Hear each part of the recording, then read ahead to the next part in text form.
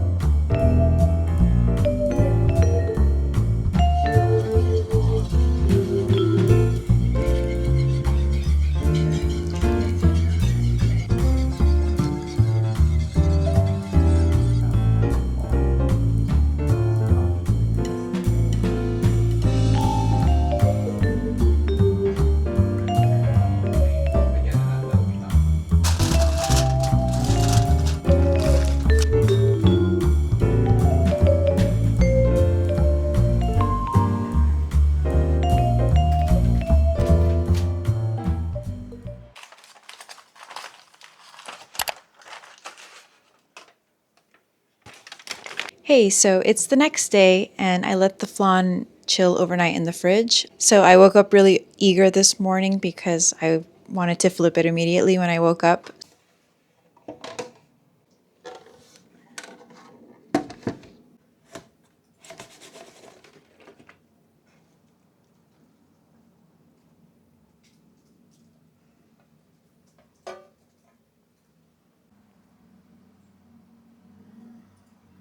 I'm pretty happy with the result.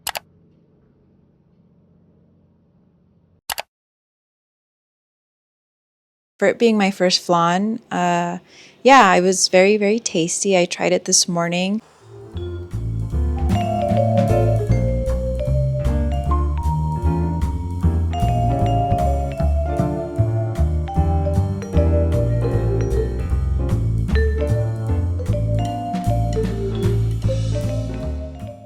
I did encounter a few issues along the way. When I flipped it this morning, I noticed that it had little holes in it. Apparently there's three potential causes. The first being that I overmixed the mixture. At the beginning when I poured in the sugar and eggs, when I whisked it together, you could maybe whisk a little bit too much and introduce too much air in it. The second potential cause was that my oven temperature was a little bit too high. So my oven's a little bit tricky because it doesn't let you know exactly what temperature it's at. It has a dial that you kind of have to calculate. And I was aiming for 325, and I think I might have put the dial a little bit too high. That could be a potential cause. The third potential cause was that I overbaked it and left it in the oven a little bit too long, which I think I might have done.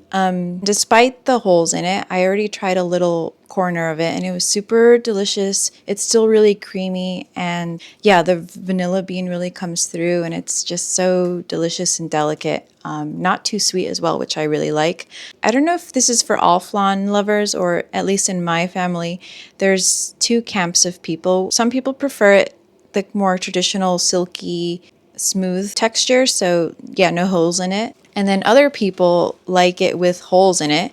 It just introduces a little bit of a different texture and it's not as, I'd say, creamy. I personally really like both, but I have to say I do prefer it with holes in it. I think I might be in the minority. I prefer a little bit more bounce to the custard. I would also like to be able to decide when I'm making it whether or not I want it to have holes or not, and this time around it was an accident. I think for my next flan, I'm going to try to lower the temp and maybe take it out just a little bit earlier and not be so afraid of it not setting, because it was totally fine. So yeah, that's the flan, and I'll keep you posted if I make another one, and hopefully next time I can make a really smoothly finished one.